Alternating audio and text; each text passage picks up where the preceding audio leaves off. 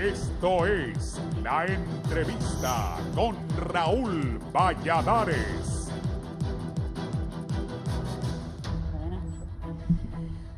La valoración de alto riesgo que etiqueta a ciertos fenómenos naturales pasa por la preparación de los organismos de prevención y socorro, además de la cultura de prevención de la comunidad y sus organizaciones representativas. El análisis de cómo enfrenta fenómenos naturales que de forma recurrente se presentan en el país merece ser contrastada con el impacto de otros fenómenos atmosféricos que afectan a las islas del Caribe, a Norte y Centroamérica por igual. Huracanes, terremotos, sequías, daños ambientales y desaparición de especies naturales son para la ciencia manifestaciones propias del cambio climático, ante el cual potencias como Estados Unidos, China y la India deberían tomar acciones claras y contundentes. El paso de los poderosos ciclones Harvey, Irma y ahora María por las islas de Barlovento, Sotavento y México han dejado una estela de destrucción inimaginable de su infraestructura social y productiva, en especial el turismo, machacado hasta las astillas y cuya dimensión mortífera debe obligar a la sociedad hondureña a pensar como las víctimas de tales acontecimientos. Recientes sismos en México, Guatemala y el occidente de Honduras, con su secuela de pérdidas humanas y estructurales, magnifican la fragilidad social ante el cataclismo de tal envergadura. En Honduras se reportaron daños en el occidente, norte y zona central del país, con casas, muros, puentes y carreteras dañadas o destruidas. También la Comisión Permanente de Contingencias COPECO confirmó la pérdida de 13 vidas en hechos como pretender cruzar cauces crecidos o fatalidades como el de una madre de familia y su pequeña que murieron ahogadas al caer en una quebrada cuando intentaban esquivar una mototaxi conducida a exceso de velocidad. Asimismo, el Sistema Nacional de Gestión de Riesgos SINAGER viene declarando diferentes estados de alerta ante las constantes lluvias, en particular por la reactivación de una falla geológica que ha destruido viviendas y tramos carreteros en el departamento de Ocotepeque. Al 22 de octubre del año anterior, el Cuerpo de Bomberos informó de 14 personas fallecidas en distintos puntos del país a causa de las fuertes lluvias. De estas víctimas, 6 quedaron soterradas y 8 por ahogamiento. Las zonas donde se reportan derrumbes, en los que ciudadanos perdieron la vida, se encuentran Trojes y El Guano, en el departamento de El Paraíso. Además, daños en Colón y Francisco Morazán, donde también hubo hechos lamentables. Asimismo, COPECO reportó que unas 5,000 personas resultaron afectadas a causa de las lluvias a nivel nacional. Con ese propósito es que el gobierno y la comunidad internacional han creado la institucionalidad necesaria, además del monitoreo constante para medir la evolución de distintos fenómenos y verificar si constituyen un riesgo para el país. El informe de fortalecimiento de la reducción de riesgo de desastres en Centroamérica implementa dicha política a nivel local, nacional y regional. Su objetivo principal es contribuir a la construcción de capacidades comunitarias del área centroamericana al considerar las propiedades en políticas de reducción de riesgo por desastres y adaptación al cambio climático. Hoy, el apocalipsis de la naturaleza deja de ser referencia bíblica para convertirse en una posibilidad muy real. Nunca antes se llegó tan al límite entre lo catastrófico y la supervivencia como vemos ahora en un contraste al llamado del Premio Goldman 2016 Berta Cáceres, Despertemos Humanidad, después será demasiado tarde. Para la entrevista les informó Amanda Mena y Samantha Velázquez.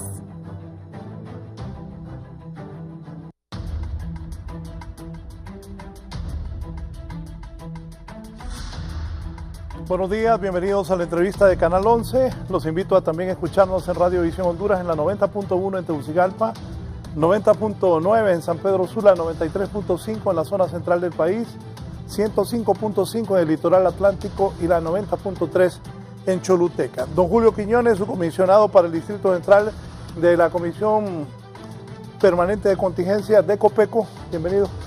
Encantado, muchas gracias. Gusto saludarlo. Y don Jorge Escobar, experto en sismos, también de COPECO. Bienvenidos. Mucho gusto, gracias. 13 personas en esta temporada de lluvia han muerto en Honduras.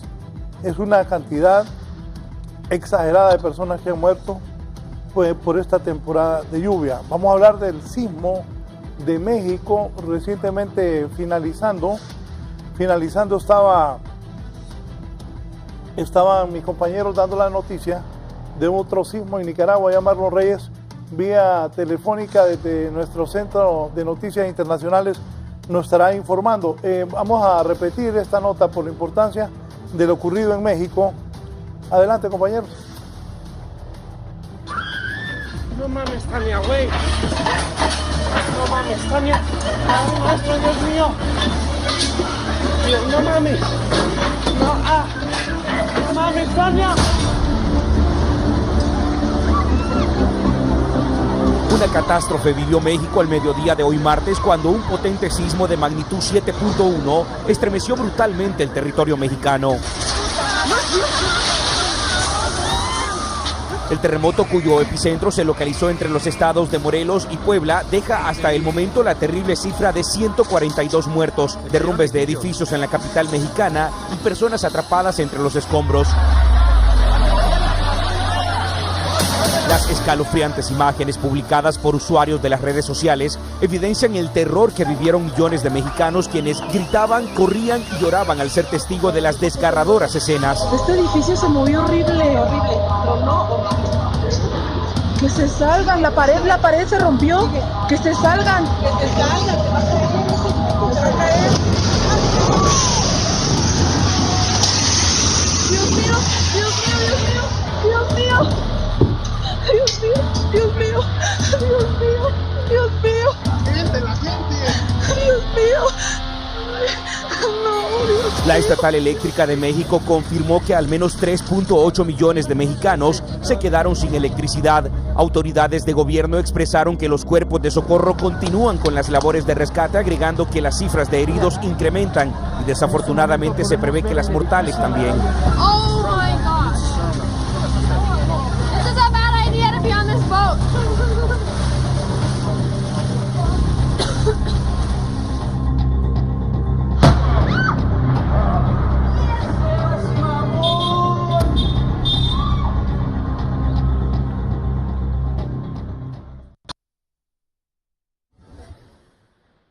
Bien, voy a hacer contacto en un momento con mi compañero Marlon Reyes para que nos cuente qué es lo que ha pasado en Nicaragua en las últimas horas.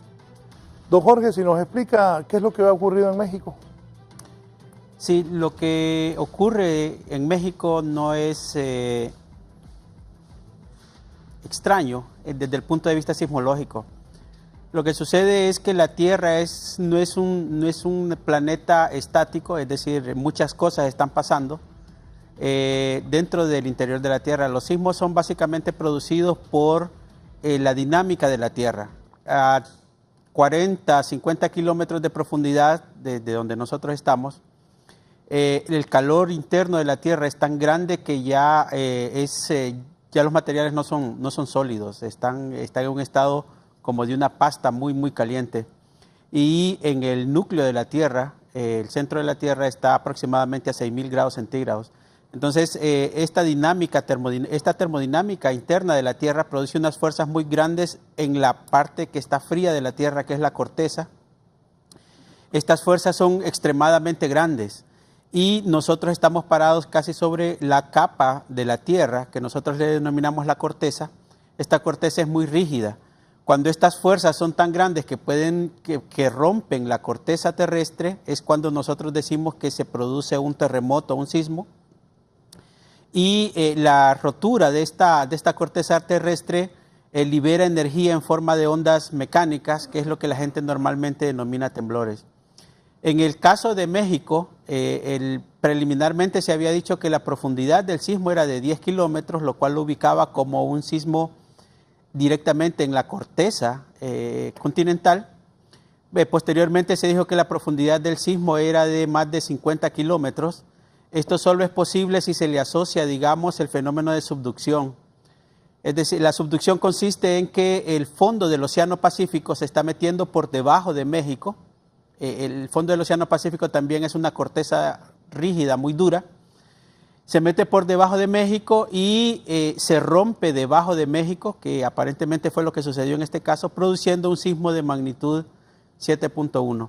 Me decía usted que los países que tienen costa Pacífico grande tienen problemas. Sí, lo que sucede es que Hay algo que se denomina el Anillo de Fuego del Pacífico, que es básicamente todos los países que tienen costa en el Pacífico, en particular Latinoamérica, desde Alaska hasta Cabo de Hornos, toda la costa del Pacífico de América, en particular de América, ¿verdad? Desde luego hay en Asia y en otros lugares. Toda la costa del Pacífico de Latinoamérica está sujeta a estos terremotos. De hecho, 2 de los más grandes terremotos del siglo XX se produjeron justamente en las costas de América, uno en Alaska y otro en Chile. México tiene una costa pacífica muy grande, por lo tanto es muy propenso a sentir este tipo de eventos. Guatemala también, Nicaragua. Sí, permítame un momento, voy a hacer un alto. Ha ocurrido algo en San Pedro Sula con nuestro compañero Herlin Díaz. Voy a ir a San Pedro Sula. Herlin, adelante, ¿qué ha ocurrido? Adelante, Herlin. Las afueras de la vivienda del exalcalde de San Pedro Sula, Rodolfo Padilla Sonseri, donde las autoridades venían a darle captura y el posterior traslado a un centro penal, pero se ha escapado. Por acá me acompaña el comisario Lucas Bartales, sin notar detalles. En la inspección que hicimos a la vivienda no se encuentra. Él tenía que estar acá. Claro, estaba en arresto domiciliario, debía de estar en su vivienda. ¿Qué pasó? ¿Desde qué hora desapareció él? Lo que manifiesta la esposa es de que él salió ayer a tempranas horas hacia los juzgados a una audiencia y desde ese entonces no lo ha vuelto a ver. Ahora, ¿eso es lo que argumenta la familia del exalcalde Padilla Sonseri? Eso es lo que ellos dicen. Nosotros vamos a seguir con las investigaciones y la búsqueda y ya alertamos todos los sistemas de información de la Policía Nacional y en eso estamos. ¿Qué pasa con los agentes que estaban a cargo de la seguridad de él, ya que tenía arresto domiciliario? Eso lo vamos a investigar, no sabemos qué pasó y estamos en proceso de investigación. Ahora, el argumento es que salió de aquí a una audiencia ayer. Sin embargo, esta audiencia no llegó porque él no estaba en los tribunales. ¿Esto es lo que manifiesta la familia? Sí, eso es lo que manifiesta la familia, que él salió hacia esa audiencia, pero no saben qué pasó después. ¿Se revisó cada rincón de la residencia de Rodolfo Padilla Sonseri? Claro, tuvimos casi una hora revisando cada una de las partes de la vivienda, pero estamos sujetos a volver a entrar. Vamos a coordinar otra nueva inspección con más tiempo y con más personal profesional. Hace 2 horas están ustedes aquí inspeccionando la vivienda. Hace 2 horas.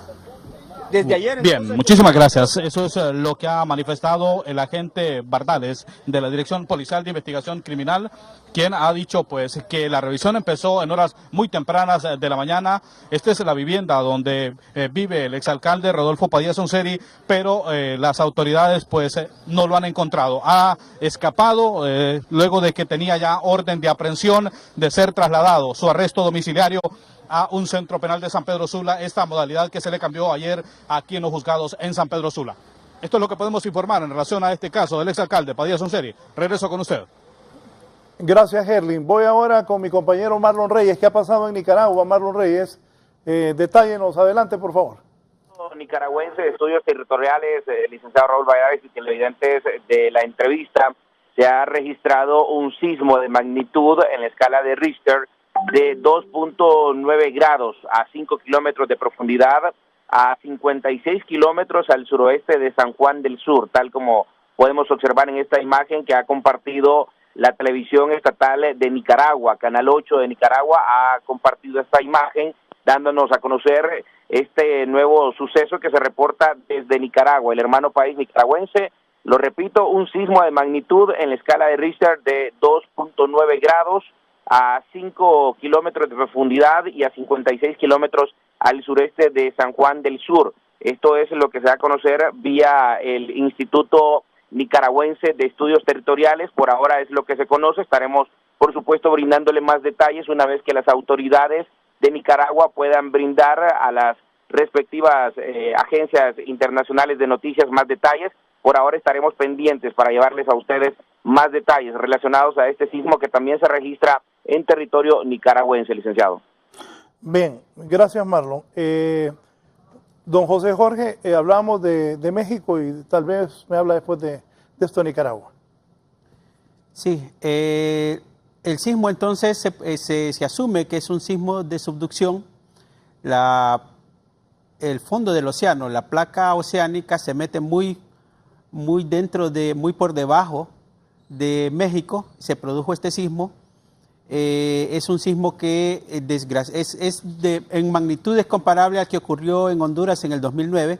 La diferencia es que en el 2009 el sismo que afectó a Honduras se produjo muy lejos de tierra firme en el océano. En cambio, este sismo se produjo en tierra firme, casi debajo de la población, muy cercano. La liberación de energía fue muy grande y muy cerca de la población, y es por eso que nosotros miramos estos resultados tan catastróficos en México. Sí, me decía don Julio Quiñones sobre eso. ¿Qué experiencia tuvimos de ese sismo que fue en el mar, verdad? Sí, y es que la diferencia es que fue en el mar, pero... A los mexicanos les pega en la mera capital. Y la densidad poblacional que tiene Ciudad de México. A nosotros nos sucede en costas del Mar Caribe. La infraestructura que está en este sector del Caribe es totalmente diferente a la que se puede encontrar en ciudades como Ciudad de México. Y el otro detalle que veíamos es que hay infraestructura que queda de pie, pero es infraestructura que queda comprometida, es infraestructura que no se sabe realmente si se puede utilizar o habrá que demoler y construir nuevamente. En este caso, el conseguir que la infraestructura quede de pie, lo que contribuye es que personas no mueran soterradas, que es lo que se podría esperar suceda en muchos de estos edificios que colapsaron, que están hablando de una cantidad de arriba de 40 edificios que colapsaron, y para lo cual hay un equipo incluso de expertos hondureños que van a viajar a Ciudad de México para poder contribuir en búsqueda y rescate, incluso un equipo de búsqueda tecnológica también que Copeco tiene dispuesto y que contribuiría muchísimo a poder encontrar algunas personas aún con vida. Don José Jorge, no es por alarmar, pero sí es bueno prevenir. ¿Qué posibilidades hay de sismos en Honduras? Honduras es un país que durante el siglo XX, casi todo el siglo XX, del 1900 hasta el 2000, fue el único país de Centroamérica que no tuvo un sismo realmente destructivo. Eso creó en la sociedad... ¿Nunca hemos tenido un sismo destructivo? En el registro entre 1900 y el 2000, pero hay un catálogo de sismos históricos que datan desde el año de 1500 hasta... los sismos históricos se menciona el rango desde el descubrimiento de América hasta el 1900, donde se mencionan sismos que sí afectaron Honduras. Hay, de hecho, 3 tsunamis. Hubo un terremoto en el Golfo de Honduras y destruyó Moa, y después le cayó un tsunami, ¿verdad? Esto es reportado por el oficial de la fortaleza de San Fernando de Moa en el 1856. También hay unos reportes de un sismo que destruyó, creo, la iglesia de Ciguatepec en el 1700. Y hay otra serie de sismos históricos registrados, algunos de magnitud 6 en el Distrito Central. Lo que se hace básicamente es que se caracterizan las zonas del país para ver cuál es el potencial peligro que estas representan. Esta es la amenaza, es lo que se conoce como la amenaza sísmica. Y de estas caracterizaciones salen posibilidades, ¿verdad? Existen el término que se denomina en sismología el máximo sismo esperado. Y este máximo sismo esperado es por zonas, es decir, cuáles son las zonas más propensas a sufrir de este tipo de eventos. Como se sabe que las fronteras de placas son las que producen el 90 al 95% de los sismos más grandes, la pregunta es qué tan lejos está Honduras de estas fronteras de placa. Bueno, desgraciadamente, ¿verdad? Hay una frontera de placa que divide la placa de Norteamérica con la placa del Caribe, donde está Honduras. Esta frontera de placa pasa justamente enfrente de las islas de la bahía, entra frontera con Guatemala, ahí por Omoa, ¿verdad? Y se introduce a Guatemala. Esta frontera de placa, entre la placa de Norteamérica y la placa del Caribe, fue la que produjo el sismo del 2009, que produjo algunos daños aquí en Honduras. Gracias a Dios fue relativamente lejano. Pero hay que recordar que esta frontera de placa pasa muy cerca después también de lugares más poblados en Honduras, y es la misma que en 1972, si mal no recuerdo, produjo un sismo de magnitud 7.5 en Guatemala, el cual tuvo ocasionó la muerte de aproximadamente 23,000 personas. Entonces, cuando se habla de amenaza sísmica en Honduras y de las zonas que son más propensas a este tipo de cosas, entonces estamos pensando en frontera con Guatemala, siguiendo una línea hacia las islas de la bahía.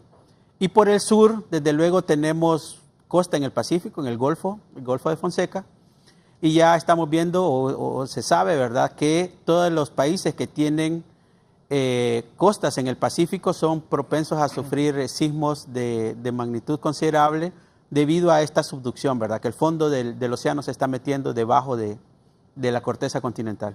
Vamos a combinar estos dos temas, los problemas de la lluvia y los sismos en México, Centroamérica y en Honduras. En esta temporada de lluvia van 13 personas muertas, decía yo al inicio que es demasiadas personas las que han muerto producto de las lluvias. Vamos a ir al departamento de Olancho con mi compañero Oscar Licona, que nos detalla de 3 personas que se habían desaparecido. Al cierre del noticiero de anoche, Oscar nos decía que ya uno había aparecido. Oscar, detállenos. Buenos días y adelante, por favor. Muy buenos días, licenciado Valladares. Es un enorme placer saludarle, al igual que a sus invitados. En efecto, el informe exclusivo que tenemos y que informamos desde ayer en 11 Noticias, pues ya tenemos confirmado el hecho. Apareció 2 personas, una con vida y en estos momentos una persona sin vida. Se ha reportado ya el hallazgo del señor Manuel Mesa, de unos 49 años de edad. Manuel Mesa, sin vida. El otro señor, el otro ciudadano que informamos el día de ayer, José Gregorio Zelaya, aún no ha aparecido. Los equipos de rescate de la zona, los vecinos, porque no ha llegado bomberos, no ha llegado Copeco, están en búsqueda. El vehículo apareció, licenciado, y yo mandé el material a la entrevista, ahí están las fotografías. El vehículo apareció 200 metros de donde fueron arrastrados de la quebrada o el río Ojo de Agua, allá en el municipio de La Unión. Ellos eran originarios de Salamá y andaban en trabajo de realización de un reservorio de agua. Cuando intentaron cruzar en un vehículo, fueron arrastrados por la quebrada en una creciente, y un señor de 70 años, el cual en estos momentos solo sabemos que lo conocen en el pueblo como Nayo, se agarró de unas ramas de un árbol y sobrevivió. Él vio cuando el vehículo arrastraba a los otros 2, José Gregorio Zelaya y Manuel Mesa. Cabe destacar que uno de los 2 es el propietario de la empresa de televisión por cable en Salamá.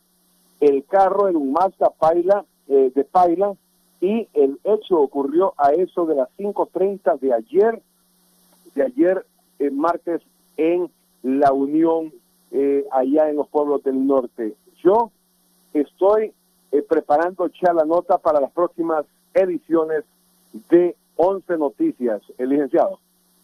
Sí, repítame, entonces José Gregorio Zelaya no apareció vivo entonces.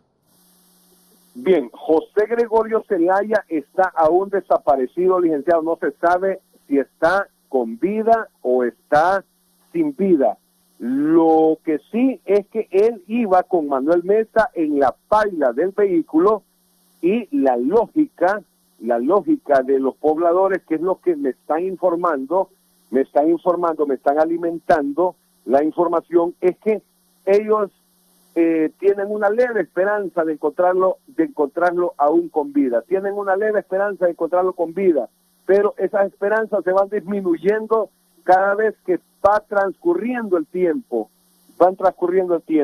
El carro fue encontrado. Ahí tenemos el cuerpo de de Manuel Mesa. José Gregorio Zelaya aún no aparece ni con vida o sin vida, licenciado. Están en estos momentos pues en la búsqueda, anda la Policía Nacional y los pobladores en la zona.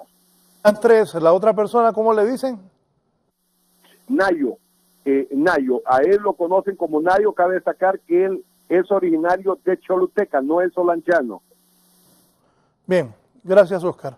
Don Julio, ¿qué le decimos a la población de esto? Hay un tema de responsabilidad ciudadana, ¿verdad?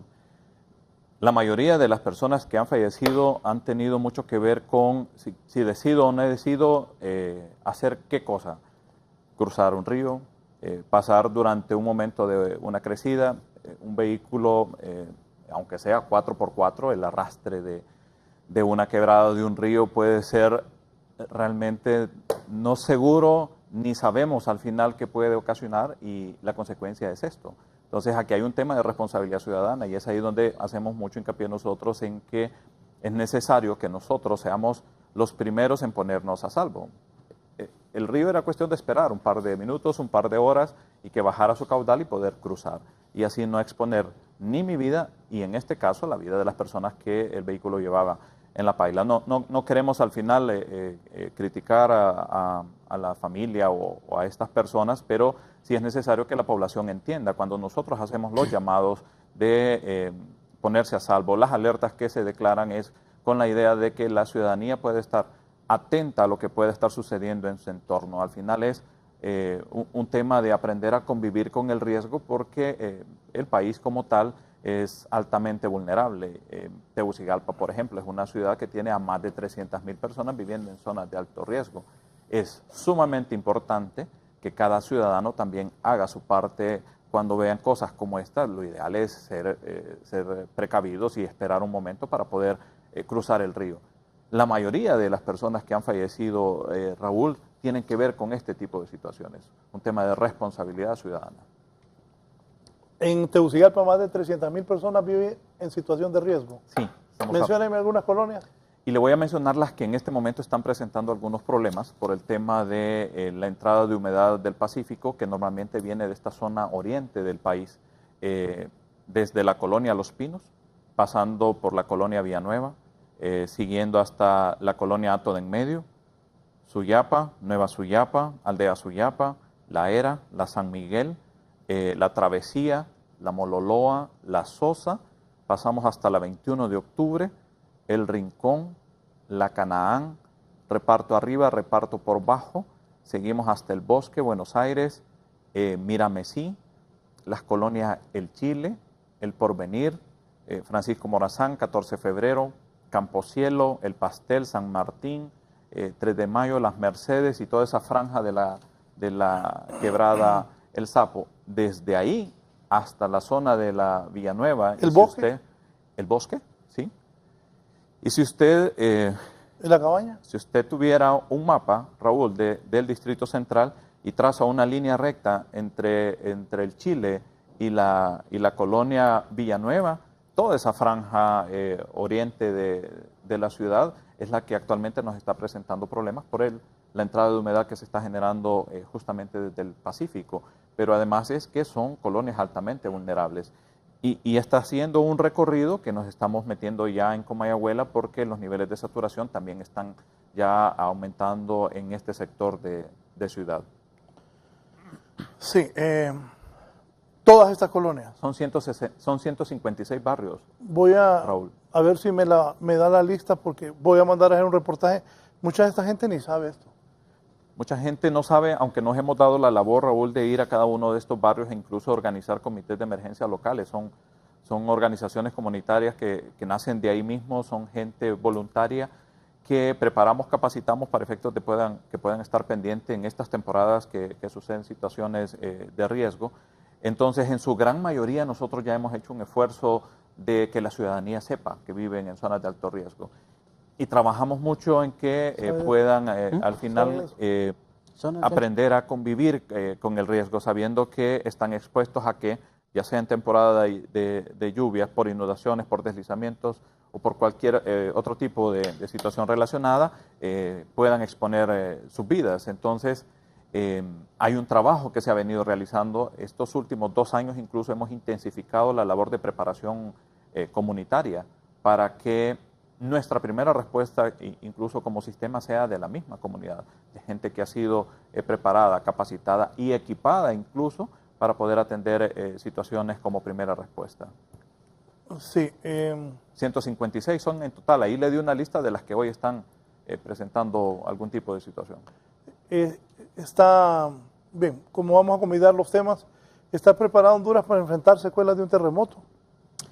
Es una pregunta difícil porque realmente a nivel mundial... Lo vi que dudó cuando me iba a contestar. Sí.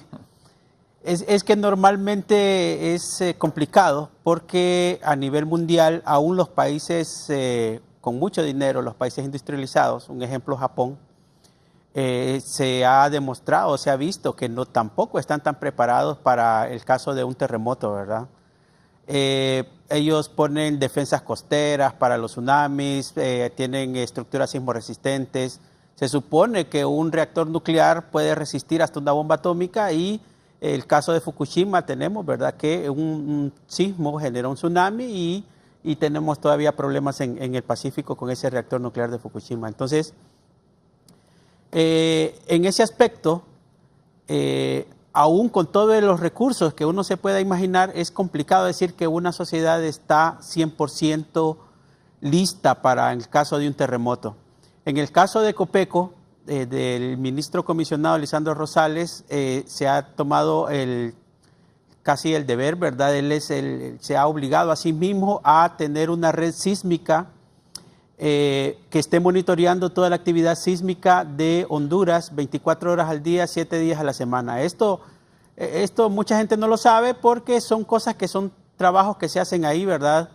Que no son muy publicitados, pero sí el ministro comisionado está muy pendiente de este tipo de cosas y se tiene una red sísmica. La red sísmica sirve para monitorear no solo los terremotos grandes, sino también los temblores pequeños que nos avisan qué fallas son las que están activas y cuál es el potencial que puedan tener destructivo.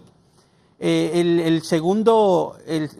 segunda institución, digamos, o organización que es prioritaria en este tipo de cosas es el Colegio de Ingenieros Civiles. Ellos han propuesto desde el año 2010 un código de construcción de estructuras sismoresistentes.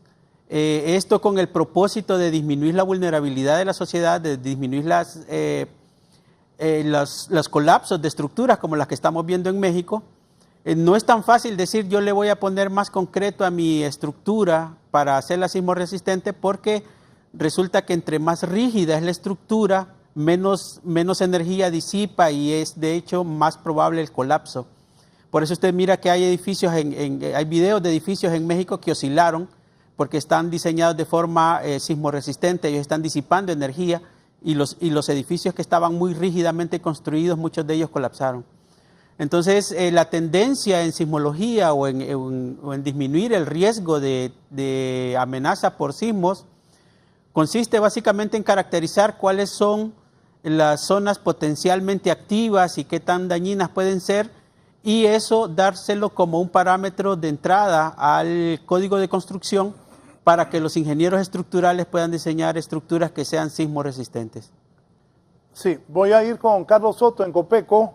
Carlos, buenos días. Entiendo que un grupo de gente va a México. Sí, señor. Lo que le comentaba recientemente, que hay un equipo de 36 personas que estarán viajando a México. 30 de ellos son expertos en búsqueda y rescate en espacios confinados, en estructuras colapsadas del Cuerpo de Bomberos, y 6 son equipo especialista de Copeco en búsqueda electrónica. Vamos a Copeco, Carlos Soto. Adelante, Carlos. Muy buenos días, licenciado Raúl Valladares, televidentes del Foro La Entrevista. Efectivamente, aquí en Copeco se ha emitido una conferencia de prensa con respecto a estas 36 personas que van a llegar hasta México a dar respuesta después de la orden que dio el presidente de Honduras. ¿Es así, Lisandro Rosales, comisionado de Copeco? Bueno, el equipo Catlán Rural, que ha sido instruido por el señor presidente don Juan Orlando Hernández de poder acudir a México, está listo para que en cualquier momento, una vez que México haga ese llamamiento, poder salir en una ventana de tiempo de menos de 3 horas. Ya tenemos cuál sería el destino donde estaríamos ubicándonos. Uno de los miembros del equipo ha sido llamado de manera inmediata por parte de Naciones Unidas para que conforme la comisión de recepción de estos equipos de diferentes partes del mundo. Ella es la señora Lourdes Jardón, que es miembro UNDAC de Naciones Unidas, y de esta manera poder coordinar las acciones en tierra antes de que lleguen cualquier equipo de los países que hemos ofrecido ayuda. Así que estamos listos en cualquier momento. Está el equipo conformado por personas especializadas en estructuras colapsadas, en materiales peligrosos, en logística, en médicos, en ingenieros estructuralistas, brigadistas y también va un binomio de la Policía Militar de Orden Público que es de búsqueda y rescate para apoyar estas labores que tienen que ver con la atención y búsqueda en las primeras 72 horas que son vitales para la vida de las personas atrapadas. No se maneja aún cuánto tiempo permanecerá este grupo de respuestas en este país, ¿no? Bueno, un mínimo de 7 días es lo que tiene capacidad de autonomía, aunque va un oficial logístico que tiene capacidad de adquisición de logística para poder atender a los ciudadanos en caso de ser necesario, o a los hondureños que van en este equipo Catlacho usar, ellos llevan el reabastecimiento necesario para el tiempo que sea prolongado. Recuerde que las primeras 72 horas después de un evento de estos son vitales para poder dar atención y poder encontrar a un cuerpo con vida. Muchísimas gracias, comisionado, un placer. Bueno, y también nos acompaña el Cuerpo de Bomberos, que también estará formando parte de esta comisión. ¿De qué manera ustedes van a ayudar? Bueno, nosotros estamos conformando este grupo, Catlacho Usar, donde participamos, un grupo homogéneo, el Cuerpo de Bomberos, también parte del grupo de Copeco. Nosotros llevamos personal altamente capacitado en lo que es BREC, que es búsqueda de rescate en estructuras colapsadas, y lo que es REC, digamos, rescate en espacios confinados, también como es CREL. Llevamos ingenieros civiles, ingenieros eléctricos, médicos, digamos, gente especializada en materiales peligrosos, pero acordémonos que en un espacio confinado se encuentra todo tipo de materiales. Estamos ya preparados, listos, para poder apoyar ese hermano país que acordémonos que para el MIS fue de los primeros países que nos apoyaron, y el día de ayer, pues desde Naciones Unidas, el señor presidente de la República se puso la orden con el presidente Peña Nieto para que este grupo fuera a apoyar ese hermano país en la solidaridad que como pueblos hermanos tenemos que tener todos los hondureños. Muchísimas gracias, oficial Silva. Y bien, lo que se espera ahora es la decisión del gobierno mexicano para poder trasladar a estas personas hasta México, y se inicia así la labor de parte de esta nueva iniciativa que inicia el gobierno de Honduras. Bueno, y es muy importante resaltar también que se contará con tecnología de alta generación para poder ayudar a salvar vidas. No sé si tiene alguna consulta, licenciado Raúl Valladares. Y con tecnología.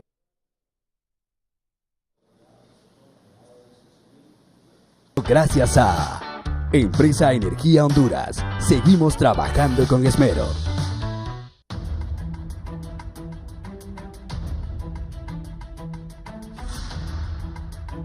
Bien, continuamos. ¿Qué experiencias se han aprendido las autoridades de Honduras de gestión de riesgos del terremoto del 2008?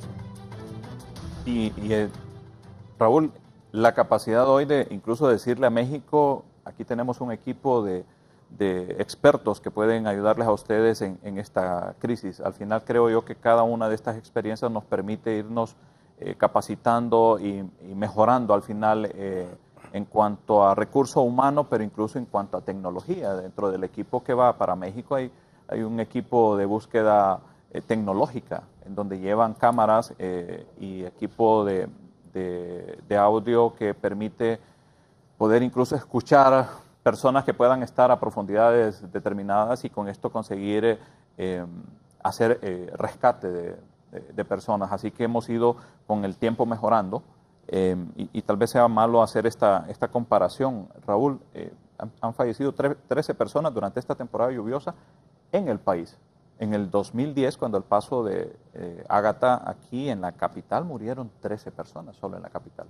O sea, feo hacer esta comparación, pero con el tiempo hemos ido mejorando incluso en cuanto a que la población entienda, sepa que debe también hacer su parte. Entonces, los números son feos en cuanto a la cantidad de muertes. Solo le quería decir eso.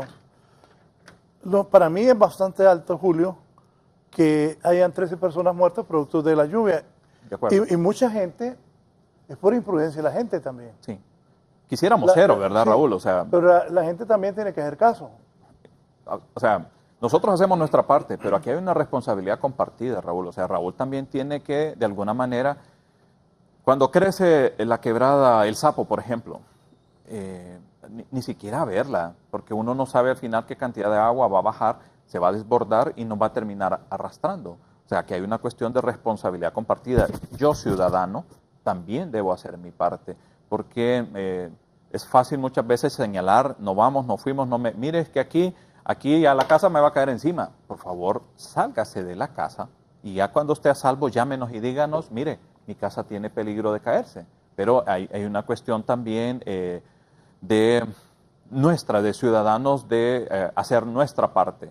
Nosotros estamos trabajando de verdad, mire, de manera incansable, Raúl, noches, días, madrugadas, no importa la hora, y ciudadanos le pueden comentar. Yo he estado presente en la Mololoa, que es una zona que es peligrosa, que yo no quiero ir, 12 de la noche, 1 de la mañana, y le digo esto por las imágenes que estoy viendo, que eso fue en la Mololoa. Yo estuve ahí con estos ciudadanos.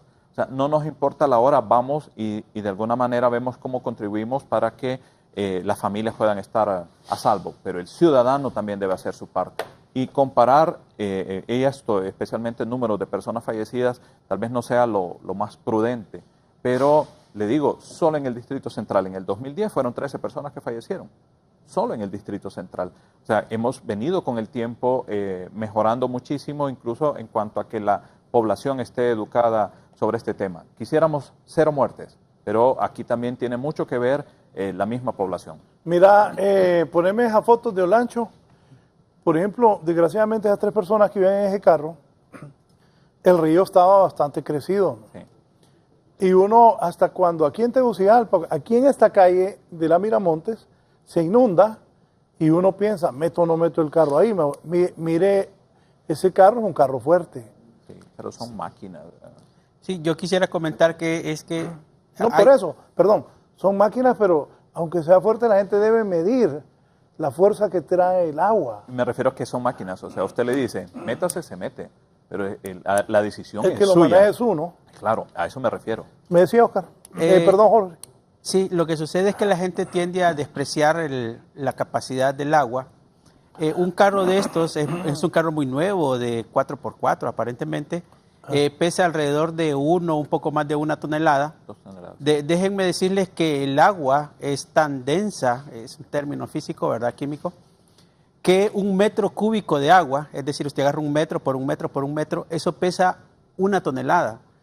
Es decir, que si a ese carro le cayeron 10 metros cúbicos, 20 metros cúbicos, que es poco, pudieron haber sido cientos de metros cúbicos, cada metro cúbico es 1 tonelada, o sea que está diciendo que a ese carro fácilmente le cayeron 20 o 30 toneladas cuando él solo pesaba 1.5. No hay que despreciar ese poder que tiene el agua. El agua es muy pesada, muy, muy pesada.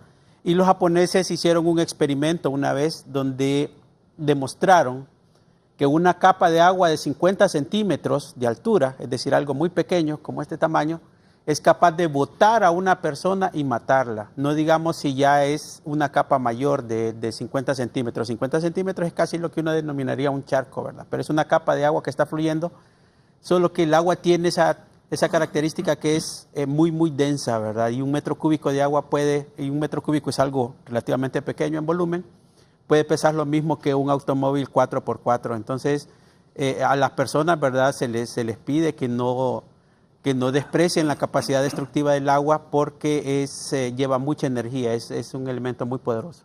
¿Con qué preparación cuentan las autoridades hondureñas en esta materia?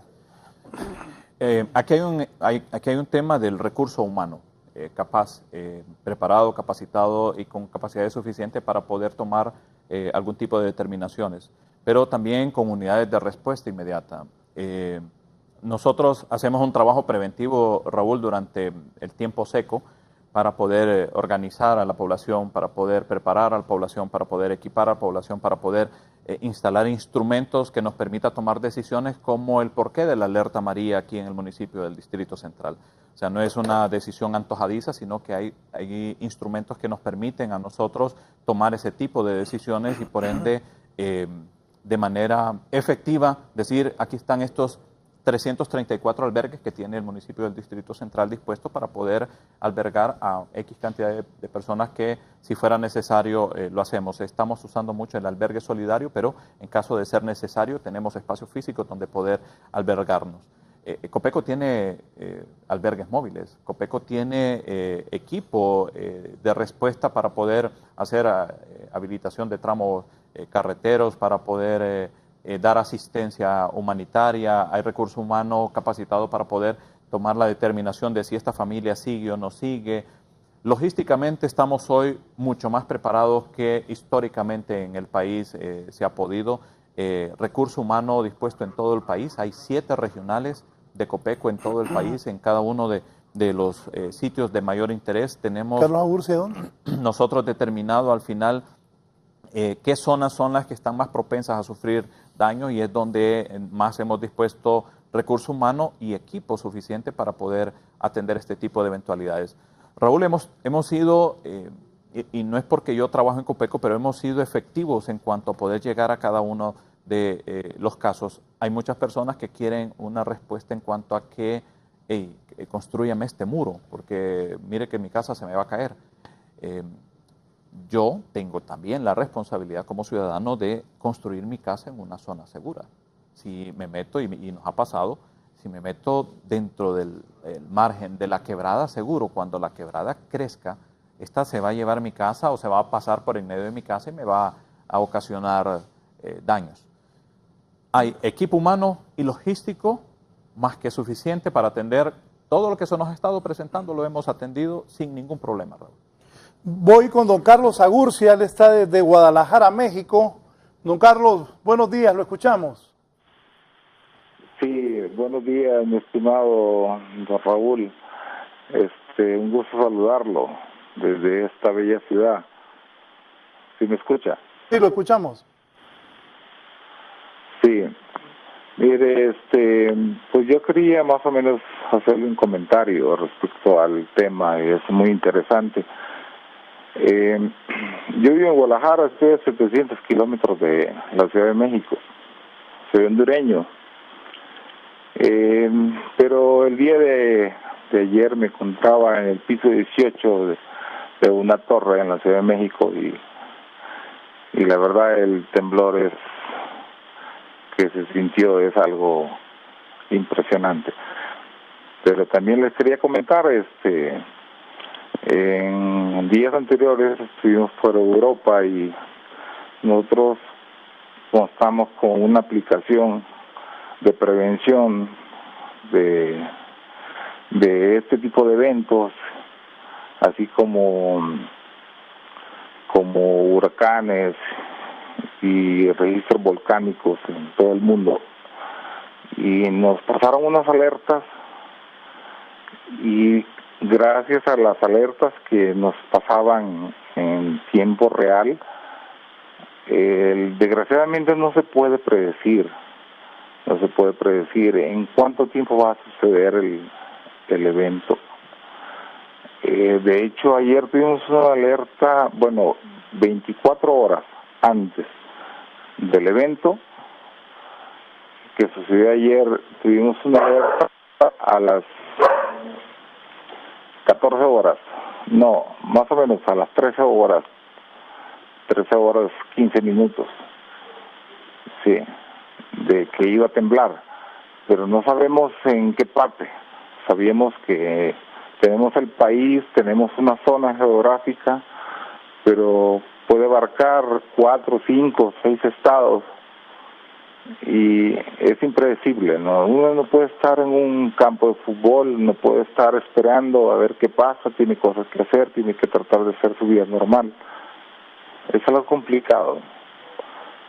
Y desgraciadamente aquí en México, pues, este tipo de cosas no las toman en serio. O sea, créame que la alerta que tenemos en tiempo real es una aplicación que a uno le cuesta, ¿no? A mí me cuesta un billete haber bajado la aplicación, estarla pagando, pero esa alerta me registra en tiempo real lo que va a pasar en cualquier parte del mundo antes. No me da la precisión, pero me da la prevención, ¿no? Bien, gracias a don Carlos Agurcia, un compatriota nuestro que vive en Guadalajara. Susana López desde el Manchén.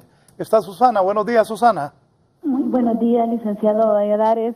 Me agrada mucho ver que haya un programa adecuado para esto que se ha dado en México, y sobre todo que en Honduras tengamos la prevención adecuada para que, si nosotros un día tenemos que pasar por esto, estemos preparados para que la mentalidad de las personas, sobre todo psicológicamente, se pueda adaptar a este tipo de sucesos, para que no tengamos un pánico colectivo, sino que solucione. Yo creo que una de las mayores ventajas que tuvo México es ver que la gente Yo miraba que estaba alrededor de donde estaba sucediendo el sismo y aún así tenía una cierta tranquilidad que yo realmente admiro, porque yo no sé si yo hubiera podido tenerla. Y realmente eso, creo que la concientización, el hecho de que tengamos prevención, solidaridad, que la gente acuda a quienes pueda ayudar y sobre todo, ¿verdad?, que estemos pendientes de las noticias para que ellos nos estén diciendo en dónde tenemos que evacuar o dónde tenemos que tener las medidas en el momento. Creo que es muy importante, y escuchar sobre todo a las personas que tienen el conocimiento, los organismos de prevención del país, acudir a ellos y llamarlos si nosotros vemos algo extraño en nuestra casa, y sobre todo estar cuidando de nuestra familia y de dónde están. Así que yo estoy muy, ¿verdad?, condolida con lo que ha pasado en México. Mi solidaridad, nosotros nos respaldamos como hermanos en oración y respeto. Gracias. Gracias a usted. ¿Me decía, Julio? ¿Qué reacción genera en Raúl una alerta? Cuando normalmente es atención. Atención y temor. Cualquier alerta, o sea, ¿qué está pasando? Pero es parte de esa cultura que hemos querido implementar aquí en el país. O sea, las alertas aquí se declaran. Hoy tenemos 10 departamentos en alerta verde y un municipio en alerta amarilla. Pero la idea es conseguir la atención de la ciudadanía. Repítame a la gente qué es alerta verde.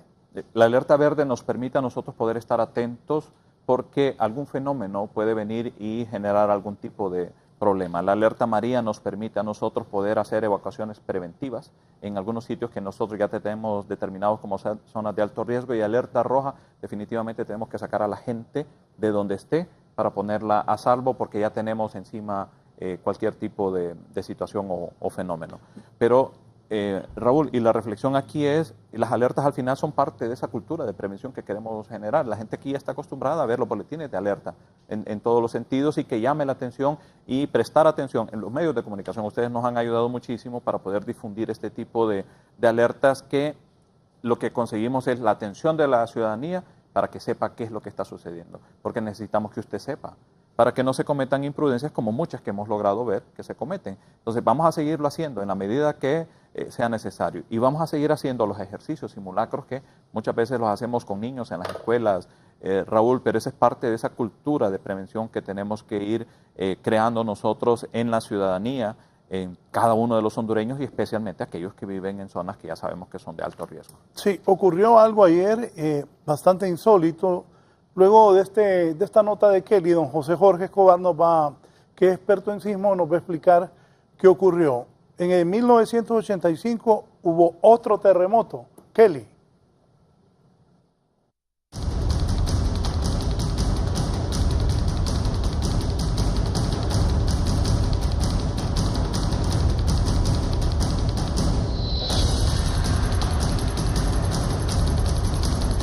El 19 de septiembre de 1985, México vivió una de las catástrofes más desastrosas de su historia reciente. Este jueves a las 7:17 de la mañana, un terremoto equivalente a 316 bombas nucleares cobró la vida de más de 10,000 personas, dejó más de 5,000 desaparecidos y más de 1 millón de familias sin hogar. Las autoridades y sociedad civil salieron al rescate de quienes quedaron aprisionados en los escombros, de donde unas 4,000 personas fueron salvadas de morir atrapadas. Como una cátedra de que las placas terrestres se volverán a mover, cada 19 de septiembre se realizan simulacros masivos, en parte para conmemorar la tragedia y en otra para prevenir una nueva catástrofe. En una ironía del destino, los habitantes de la capital azteca realizaban este día dicho simulacro cuando repentinamente se presentó la tragedia telúrica de este martes. Más recientemente, grupos de WhatsApp, estados de Facebook y perfiles de Twitter son las herramientas tecnológicas de la comunicación que permiten compartir el tranquilizante mensaje de "estoy bien".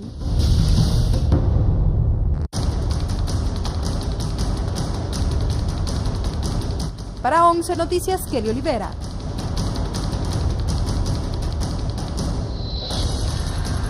Gracias a Kelly. Don José Jorge, ¿cómo explicar eso? Misma fecha, ¿cuántas horas de diferencia? 5 horas de diferencia. 5 horas. Sí. Bueno, desgraciadamente en sismología se ha encontrado que los sismos no ocurren en fechas exactas, no tienen temporadas, no tienen épocas en las que ocurren más que en otras, es una cosa un poco aleatoria. El hecho de que haya ocurrido en la misma fecha se considera, sismológicamente hablando, una casualidad, es decir, fue un azar del destino el que se hayan producido en esa misma fecha. Eso no significa que el próximo 19 de septiembre va a ocurrir, o dentro de 35 años, el 19 de septiembre va a ocurrir de nuevo un sismo, ¿verdad? Son cosas casuales. Lo que se hace normalmente es que se caracterizan las zonas y se calcula lo que se conoce como la relación de Gutenberg-Richter para saber más o menos cuántos sismos al año produce una determinada zona. En el caso del sismo de 1985, el sismo se produjo a 400 más o menos kilómetros de distancia que de la capital de México, del DF. Lo que sucedió en el 85 es una cosa que es muy poco conocida por algunos, es que México, el DF, está sentado sobre un lecho de lago seco. Es decir, que tiene una capa de suelo poco consolidado, entre comillas, poco consolidado, ¿verdad?, de suelo, y este tipo de suelos es conocido por amplificar la señal de los sismos. A eso se le denomina efecto de sitio, es decir, que una casa que está construida sobre roca va a sentir poco la vibración, y una casa que está construida sobre un suelo muy blando va a sentir mucho la vibración, porque el suelo blando está amplificando. Y fue lo que ocurrió en mucho de la destrucción de 1985, se debió a este fenómeno de amplificación del suelo.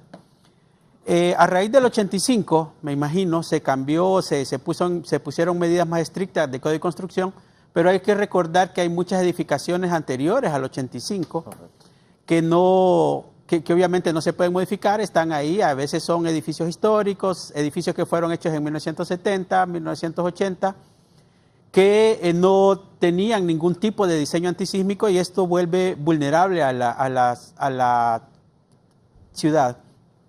Entonces es difícil porque hay que ir renovando en este aspecto, ¿verdad?, la infraestructura de la sociedad para volverla sismo resistente, pero siempre hay una gran porción de edificios que históricamente hablando, ¿verdad?, no fueron diseñados porque en aquella época no se consideraban diseños antisísmicos. Entonces, en resumen, ¿verdad?, el hecho de que hayan ocurrido los dos el 19 de septiembre se considera una casualidad y no algo como que está programado, que la sismicidad en el DF siempre va a ser el 19 de septiembre cada cierto tiempo. Sí, está María Rubio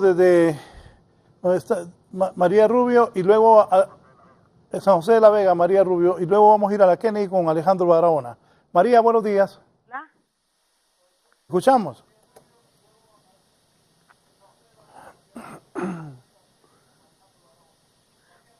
Hola. La estamos escuchando. Escuche el teléfono, no el televisor. Del licenciado Raúl por estar abordando estos temas tan importantes de prevención para nuestra querida Honduras. Quiero decirles que en realidad la prevención es algo bueno, pero yo quiero decirles que aquí nomás, si Copeco es la institución de prevención y de ver que no le pase nada a los hondureños, aquí nomás tenemos algo espantoso que pasó ahorita en la colonia Santa Rosa. Todos esos vecinos de todas esas colonias tuvieron que tomarse la calle, la calle del sur está tomada porque ahí es un desastre, han habido accidentes y tantas cosas. Yo incito a Copeco que vayan a la alcaldía y que vayan a resolver ese problema de esos conciudadanos aquí nomás, en la Santa Rosa, en la Cruz Roja y no sé cuántas colonias aledañas ahí están que en un caos. Entonces no hay necesidad de irse tan largos y aquí nomás tenemos los problemas que son trascendentales. Gracias. Alejandra Barahona desde la colonia Kennedy. Alejandra, buenos días. Buenos días, Raúl. Un placer saludarle en esta mañana. Pues, realmente es sorprendente todo lo que está pasando, ¿verdad?, en todos los países, y realmente nosotros como país debemos de tener las medidas de precaución, la prevención. Yo les agradezco, ¿verdad?, a Copeco, ¿verdad?, porque siempre ellos están al tanto y siempre nos brindan la información necesaria, y cualquier anomalía, Raúl, que nosotros miramos en nuestro país, pues también tenemos el derecho de informar, ¿verdad?, 91, ¿verdad?, que ha sido una institución excelente que se ha puesto a la mano de todos los hondureños y pues realmente por lo que está pasando en México, pues como hermanos hondureños tenemos que ayudar, ¿verdad, Raúl? Porque ellos nos ayudaron y acuerdo bien yo que en el huracán Mitch ellos nos brindaron nuestra ayuda, así que nosotros vamos a hacer lo mismo, ¿verdad? Muchas gracias. Gracias a usted por su comunicación, Alejandra. ¿Quién es el responsable de la gestión de riesgo en los municipios y en los departamentos? Copeco es al final quien coordina el Sistema Nacional de Gestión de Riesgo y a nivel regional tenemos también subcomisionados que están dispuestos en todo el país. En cada municipio, comités de emergencia municipales son instruidos, capacitados, organizados y a nivel de barrios y colonias, comités de emergencia locales.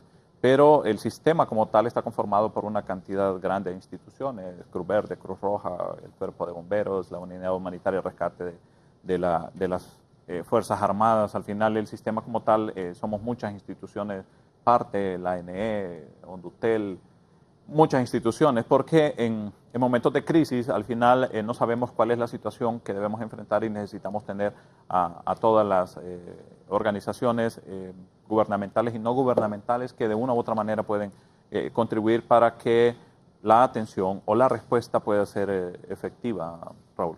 Sí. ¿Prevenciones para terremotos? Es educación, básicamente. Hay que prevenir, hay que monitorear la actividad sísmica, hay que caracterizar zonas, hay que darles información a las personas que van a diseñar obras de infraestructura, educar a la población. Copeco en los últimos años ha realizado simulacros de evacuación ante sismos, evacuación ante tsunamis. Se está tratando de educar a la población ante todo este tipo de amenazas naturales, cosas que no se hacían, digamos, hace 10 o 20 años. Que la ciudadanía debe participar, ¿verdad, Raúl? O sea, estos ejercicios al final que hacemos no es que, o sea, no es tontera al final, no pretendemos incomodar o llegar solo porque tenemos que justificar algo como tal, sino que la práctica y el sismo de México es una muestra clara. Después del ejercicio que ellos estaban haciendo, porque cada 19 lo hacen, después de realizado el ejercicio, que mire, si usted está en México el día que hacen el simulacro nacional y usted está en el hotel, bajo la puerta de su habitación, en la mañana hay una notita donde le dicen a tal hora se va a realizar el ejercicio, el punto de encuentro es le ponen el mapita. O sea, es una práctica que al final lo que hace es prepararlo a usted para que sepa qué hacer. Entonces, cuando Copeco hace los ejercicios o simulacros de tsunami, por ejemplo, algunas personas dirán, y tsunamis aquí, si a nosotros no. Mire, expuestos estamos al final. Simulacros se realizan con la idea de que la ciudadanía puede estar lista cuando le toque. ¿Se tiene previsto simulacros de evacuación? Hacemos simulacros de evacuación por incendios, por sismos, por tsunami. Recién en Puerto Cortés se hizo un simulacro por tsunami.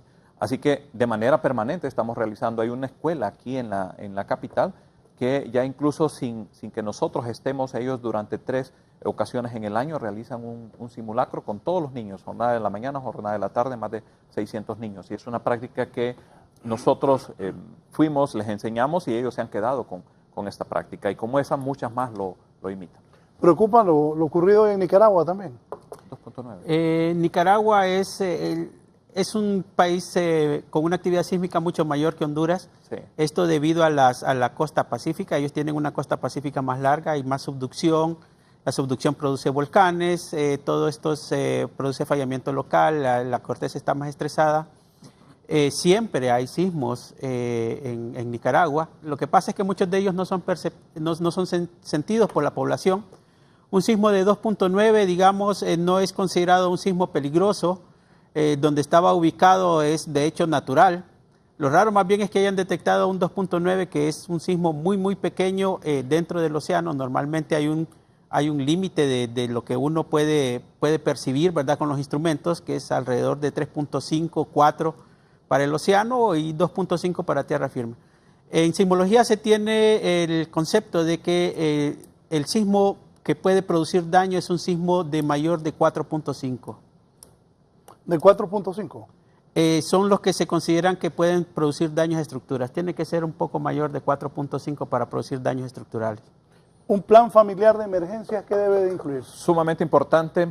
Yo debo tener, si tomo medicamentos, yo debo tener los medicamentos que consumo a mano Raúl, por si me toca evacuar. Los documentos importantes y personales debo tenerlos a mano, un radio con baterías, una linterna.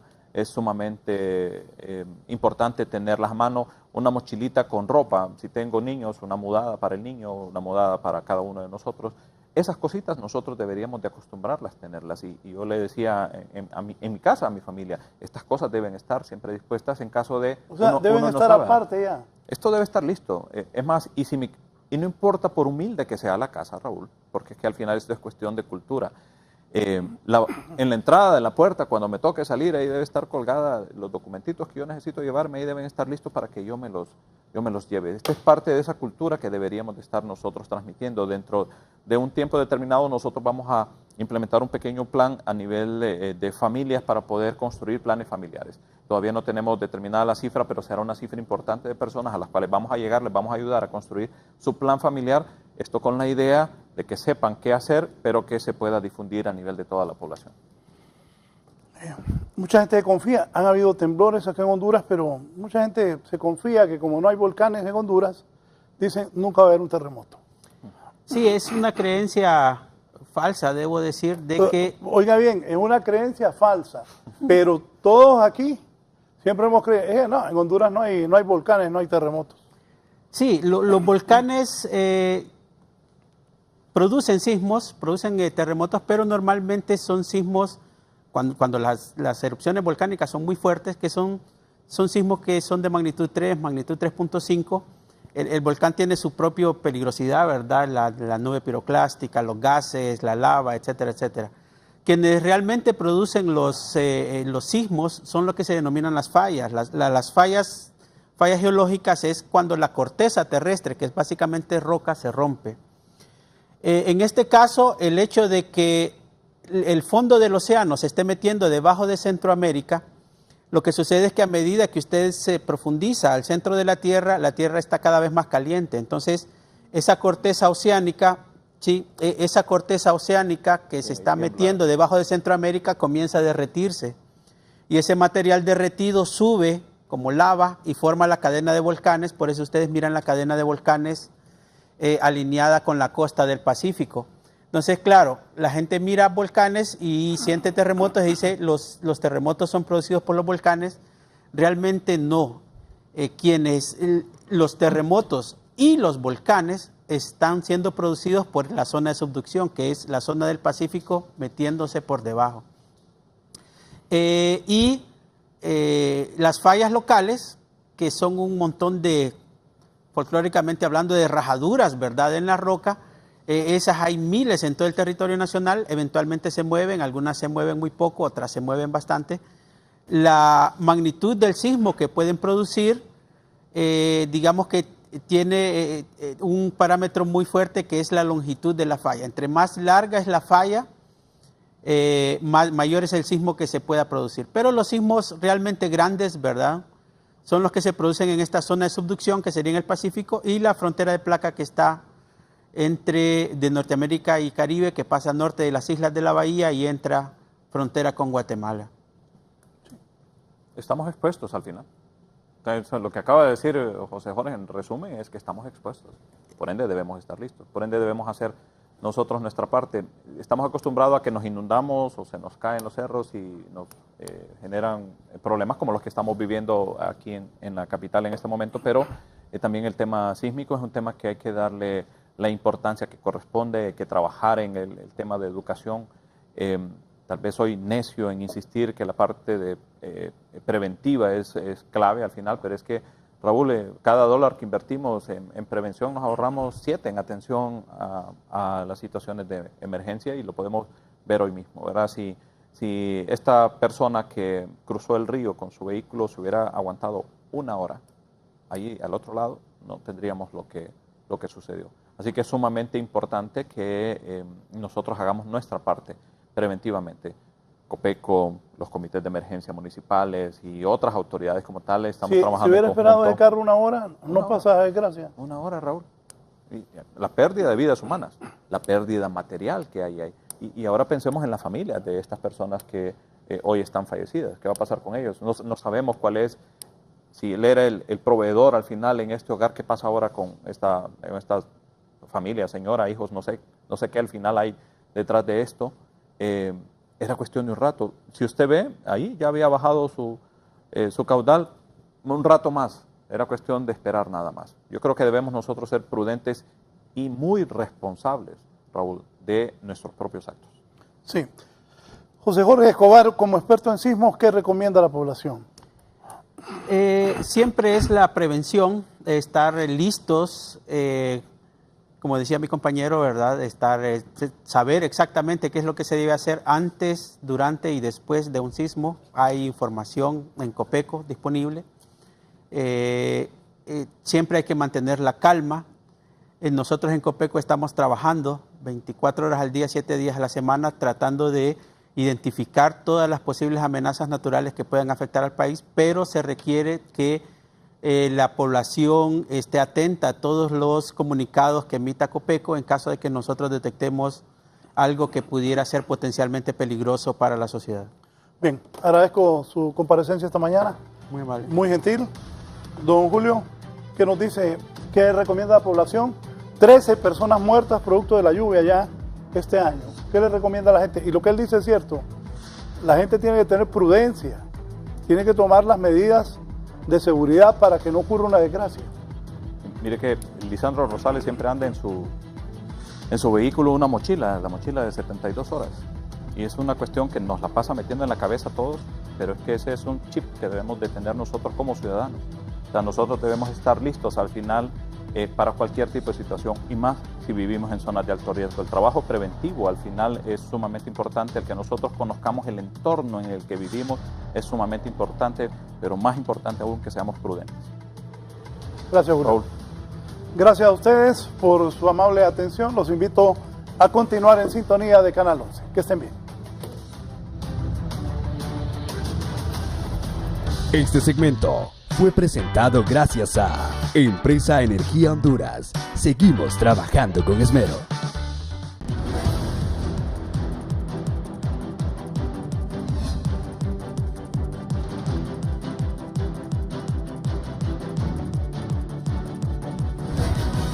Esto fue La Entrevista con Raúl Valladares.